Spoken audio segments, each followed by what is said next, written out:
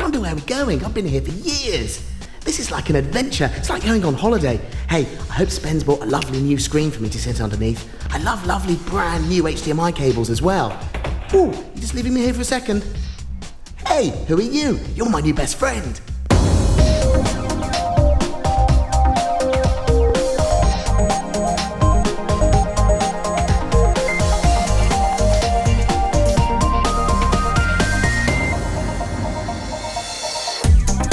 The Xbox is about to become an Xbox. And this week, Click is in the US to get the 360 on its successor. And we'll strap on the latest smartwatches to find out exactly what makes them tick. All that plus the latest tech news and a suite of tools to make your home videos look just that bit better in Webscape. Welcome to Click. I'm Spencer Kelly. In a couple of weeks' time, the video gaming world will head to Los Angeles for the annual E3 Games Expo. But this year is such a big year for gaming that the manufacturers are jumping the gun and making their announcements early. Sony has already teased us with PlayStation 4, and now it's Microsoft's turn to try and get us excited. As the Xbox 360 prepares for retirement, Mark Iztuk has been to Microsoft's HQ to meet its successor. Ladies and gentlemen, introducing Xbox One. And with that, Microsoft fired another shot in the never-ending war over who can build the best gaming console. Or did it? With more than 100 million Xboxes sold through the years, there's never been any question that at its core, Xbox was all about the games. But in this round of console wars, Microsoft has a bigger, bolder approach to taking our living rooms hostage. Team Xbox is on a new mission. Design and build an all-in-one system to light up a new generation of games, TV, and entertainment. Microsoft's newest weapon does more than just allow you to score winning goals, drive race cars, and shoot down enemies. You can also use it to watch movies and live TV, listen to music, take a Skype call, even at the same time. And with ambitious content partnerships announced, like a new Halo TV show produced by none other than Steven Spielberg himself. The Halo universe is an amazing opportunity to be at that intersection where technology and myth-making meet to produce something really groundbreaking. It's a bit of a stretch to call the Xbox One just a gaming console, isn't it? No, it's still a gaming console. It's just a gaming console built by gamers, for gamers, that's incorporated new functionality. Functionality that exists in the world in this modern age. So we've really built a product that we can innovate, that we can give creators the opportunity to build amazing new experiences for the next 10 years.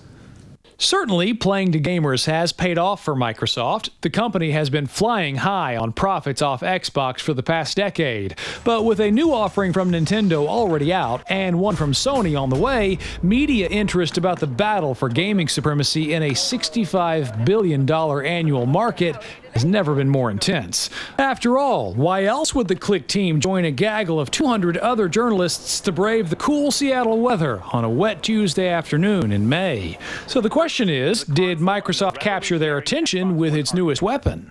Splashy press conference today, splashy announcement. First impressions? I think it's really interesting products. I think the stuff that Microsoft's doing with the entertainment stuff's really interesting. The game stuff was a bit light, but that was always going to happen. They've been very upfront about that's coming at E3. I do like the name, the One, because I was kind of iffy about it at first, but now that I've realized that it's kind of an all-in-one thing, they want you to have that thing and nothing else on your TV stand, essentially, because it'll be an all-in-one entertainment system. Do you feel like, Sony, Nintendo, Apple, Google have to be on notice after this? Yeah, certainly. It's definitely going into the same area as Google TV has. It's with the HDMI pass-through and overlays. It's much in the same way that Google TV has been trying to revolutionize things. So Google should be a little bit concerned there. Maybe it's Microsoft who should be concerned. Despite largely favorable initial reaction from the assembled media, many hardcore gamers took to social media, complaining about the emphasis on the Xbox's TV capabilities. Perhaps more worrying, the company's share price dropped during the hour-long announcement, while Sony's surged 9%. Investor indifference? Maybe, but there are also still big question marks hanging over the new device. Despite this morning's big reveal, the new Xbox remains behind glass, where it'll stay until it's available on Well, Microsoft hasn't said, and it'll cost, well, again, no one knows. And that's not all we don't know. Specifics about content deals, how nicely the device will play with cable and satellite providers, and just what games will be ready to take full advantage of a new system, especially since your old Xbox 360 games won't work on the Xbox One. Filling out the new box, a Blu-ray drive, 8-core x86 processor, 8 gigs of RAM, and a 500 gig hard drive. Though Microsoft didn't spend much time talking about tech specs, that would take time away from the pretty product pictures. But do give them some credit for actually showing us their device. A feat Sony spectacularly failed to match at their own launch event for the PS4, even this week's strategically timed teaser video, adding precious little to what we do know about the device's form factor. But this console war isn't just about the boxes themselves, it's partly about the accessories behind the battle lines. Microsoft has called up reinforcements in the form of a new Kinect, the motion sensing controller which will be bundled with every Xbox One. Such an integral part of the new Xbox One experience is the improved Kinect interface. It's been completely redesigned with more immersive 3D capabilities, which allow for better gameplay and, most importantly, a more accurate Kinect. It's the heart of an enhanced interface that can recognize individual users and serve up content customized to their interests and viewing habits. The Kinect's 1080p 30 frames per second camera allows it to see in the dark with vastly improved 3D imagery that should help it better understand a user's physical input and allow for better gameplay. And with Kinect's improved voice recognition capability, couch potatoes no longer need search for that pesky remote to do something as simple as change the channel. Watch MTV. Microsoft swears the Xbox One is first and foremost a gaming console. Exclusive titles like Forza 5 do beautifully show off the system's improved graphics. EA Sports used the event to demonstrate a new game engine that should make any footballer drool. And this story's battle metaphor would be incomplete without a mention of Call of Duty, which will deliver bonus game content exclusively to Xbox One users. So, competitors and gamers around the world, you've been put on notice. Microsoft intends to protect its turf. It's an unrivaled device. It's going to give you the best gaming experience, the best entertainment. It's going to connect you with your friends and all the things that you love. So, mission accomplished?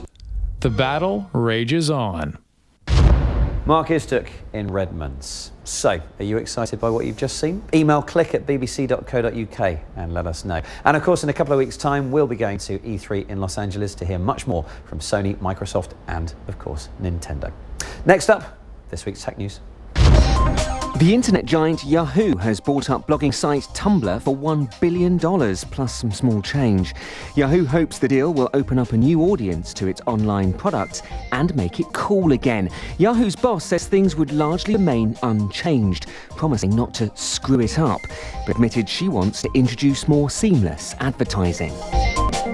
It comes as Yahoo had made significant changes to its other big purchase. The photo-sharing site Flickr is to upgrade its users to free 1 terabyte storage accounts and introduce a new, more picture-rich Android app. But it's doubling the cost for paid-for accounts that carry no advertising.